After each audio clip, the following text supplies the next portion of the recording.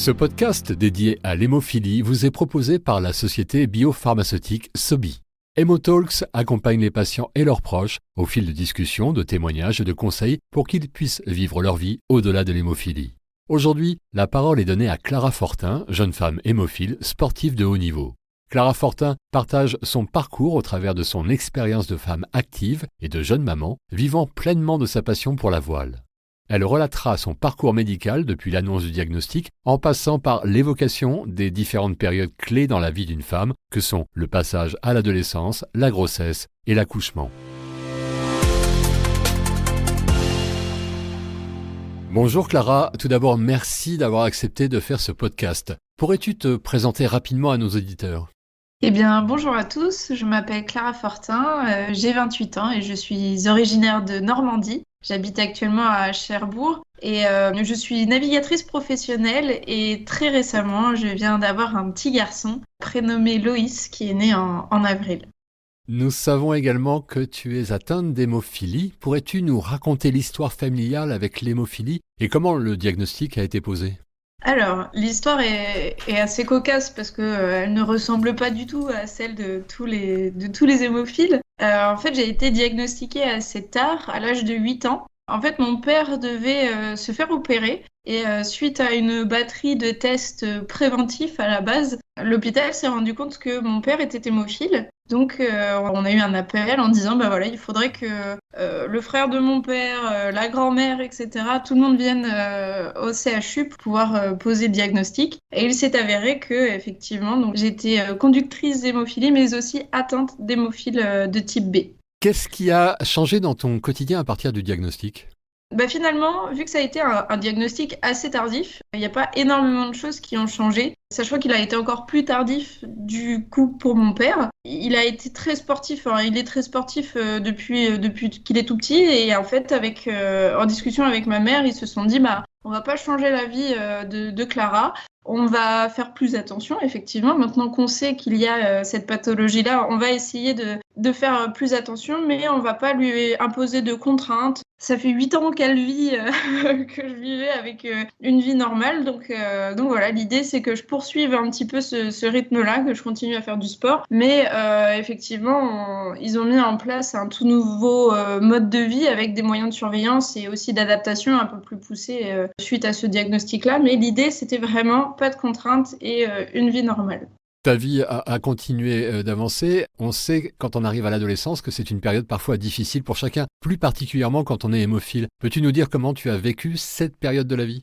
Alors, déjà, un peu suite au diagnostic, mes parents ont prévenu le corps enseignant. Donc, en fait, ça a été un petit peu bizarre parce que je me suis d'un coup sentie l'élève malade plutôt que l'élève normal. Donc, ça a été un petit peu bizarre. Je me souviens de toutes les rentrées de classe. À chaque fois, c'était la réunion avec l'enseignant pour dire, ben voilà, Clara est hémophile, il faut faire attention, s'il y a ci, s'il y a ça. Donc déjà là, j'avais une nouvelle étiquette un petit peu sur le front. Et là, le plus compliqué ensuite, ça a été la période de puberté, l'apparition des règles. Effectivement, avec l'hémophilie, un des gros symptômes lorsqu'on est une femme, c'est les règles abondantes. Et qui dit règles abondantes dit aussi carence par la suite, carence en fer, donc beaucoup de fatigue. Donc voilà, c'est vrai que étant très sportive, devoir gérer à la fois des règles abondantes, que ce soit de façon vestimentaire, que ce soit les protections, tout a été un peu compliqué. J'ai pas eu énormément de soutien là-dessus. Ma mère était, elle, non hémophile et on n'avait pas une très grande connaissance non plus de cette maladie-là. Donc j'avais pas beaucoup de références pour pouvoir un peu m'en sortir. Donc j'ai fait un peu tout par moi-même. Et puis effectivement après il y a le regard des autres, être une femme qui saigne un peu plus que les autres, d'avoir des accidents de saignement. Donc voilà, il a fallu un peu gérer cette période-là. Déjà que l'adolescence c'est pas facile pour tout le monde. Alors là en plus avec l'hémophilie il y a eu ce petit challenge en plus, mais bon après ça forge le caractère. Et comment as-tu réussi à aborder la question de l'hémophilie avec ton compagnon justement ?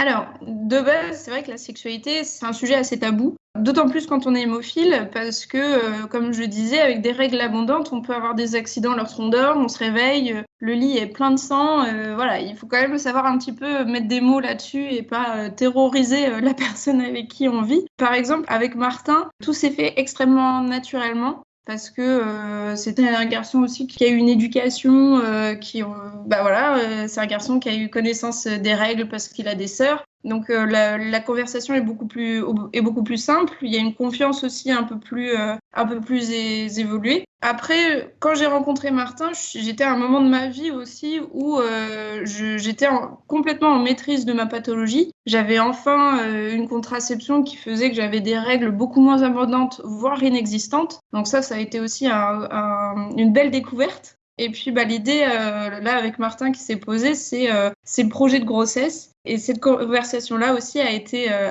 quand même sur la table un bon moment de foi, quoi.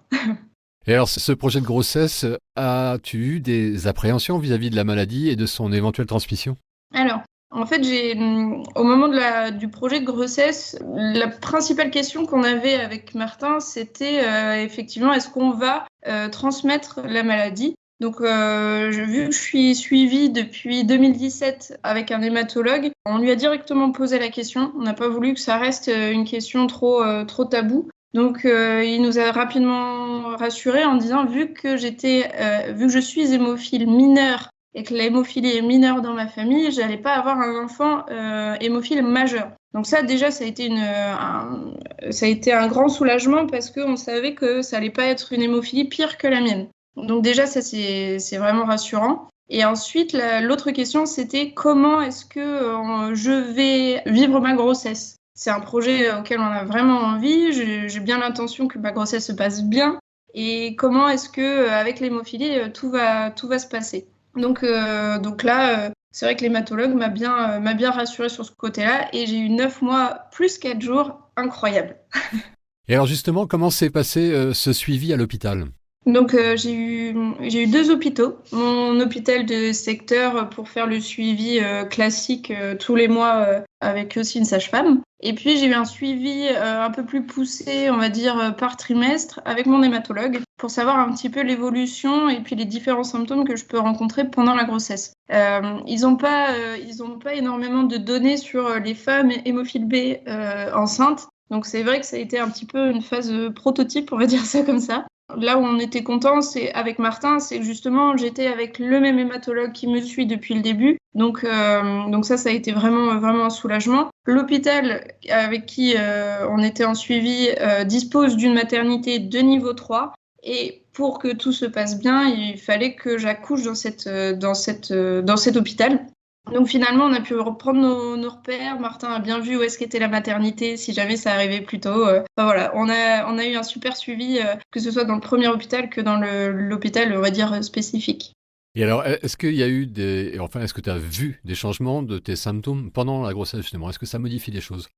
Alors, moi, on m'avait dit que non. Donc, on m'avait dit pas de péridurale, ton taux de facteur va rester tel quel, donc l'anesthésiste ne va pas prendre de risque de te mettre une péridurale. Et finalement, ça n'a absolument pas été le cas. Mon taux de facteur 9 a augmenté. Donc, j'ai eu le droit à une péridurale au moment de l'accouchement. Alors, je m'étais préparée pour accoucher sans péridurale, mais bon, quand j'ai su que j'y avais le droit, j'étais quand même plus soulagée. Et puis surtout, j'avais plus les symptômes courants.